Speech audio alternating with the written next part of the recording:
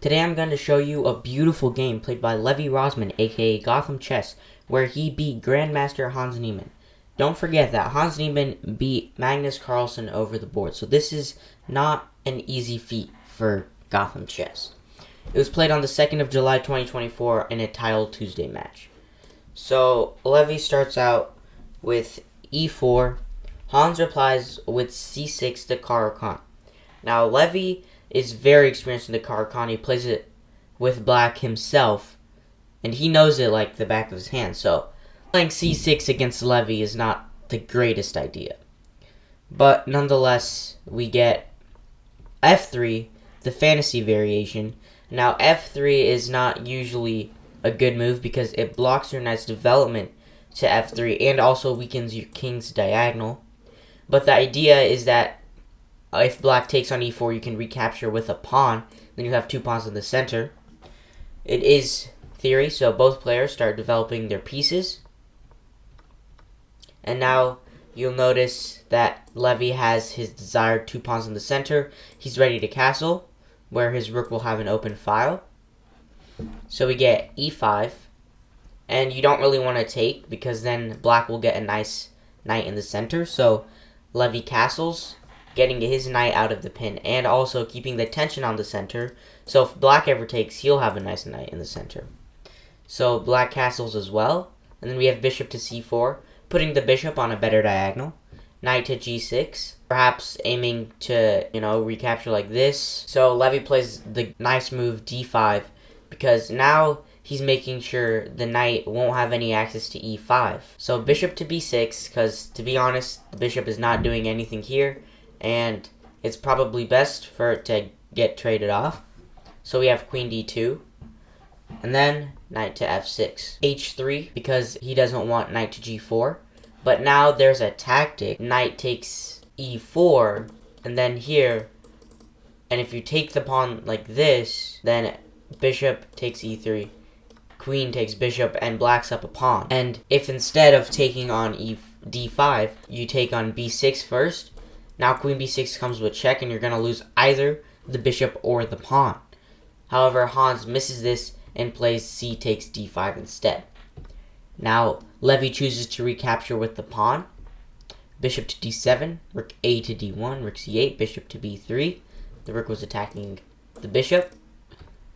And now, this pawn is very dangerous. It's going to be an outpost. Knight to h5, perhaps aiming to go to f4. But we see Hans's idea later. So bishop takes b6, queen takes b6, king h2, now f5.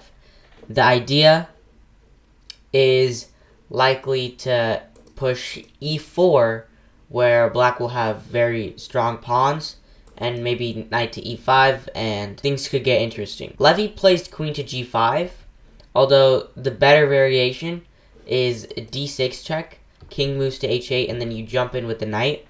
You give up the d6 pawn to go queen g5. You're attacking this knight. Knight moves. We get a trade, and then white can win the bishop on d7. Levi plays queen to g5 first, and this is not as great because now black can go knight f6. Hans goes knight to f4. Levi chooses to swap on f4 and then go queen to e7. Although, again, d6 and then queen to e7 is slightly better.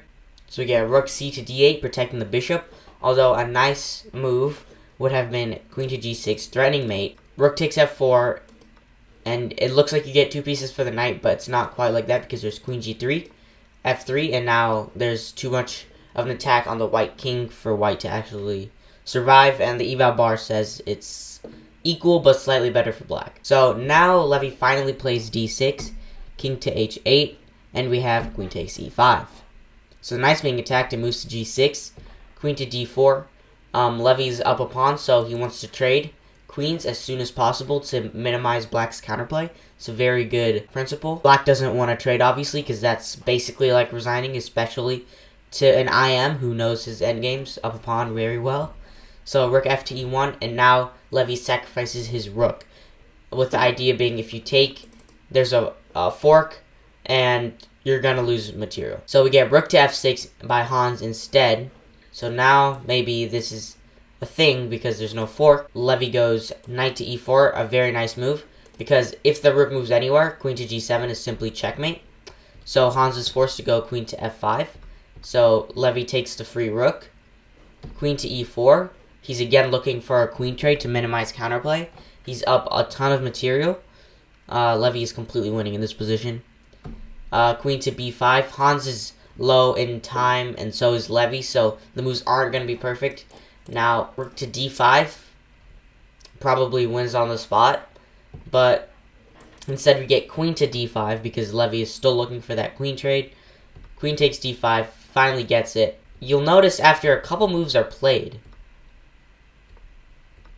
Levy seems to have lost his advantage. Because at one point it was plus 10 and now it's plus 0.7. Where he went wrong was he should have played rook e6 here. And then now he has these 4 pawns against these 2. c4, c5 in the future. This should be winning. But instead he gives up his rook, and now this rook could be lost. This pawn that was basically the soul of the game, it's lost. But Levy's still up 2 pawns. However, the g2 pawn and the c2 pawn are very weak. So rook to g4, h5. This is the mistake by Hans because he's pushing the pawn way too far where it can easily be attacked, as you see in the game. So king to g6, and now we have 2 passers, connected pass pawns. So this is now a completely winning endgame for white. And now all white has to do is cut the king off from the g file and push his pawn. Puts the rook behind the pawn. Very nice technique. The rest of the endgame is pretty much irrelevant, because this is simply just a 1 game. And now he has this pass pawn. The king can never leave this square. And now he connects his white pawns like this. And the simple idea is to run your king all the way up here and gobble all the pawns. And the king can never move. And then after you gobble off the pawns, you're going to push these pawns. And white just completely wins. And Hans Neimann simply runs out of time in a completely losing position. And GothamChess beats Hans Neimann, who is nearly 400 points higher rated. So it's a very beautiful win. And I think from this win we can conclude that Levy definitely has it in him to become a grandmaster.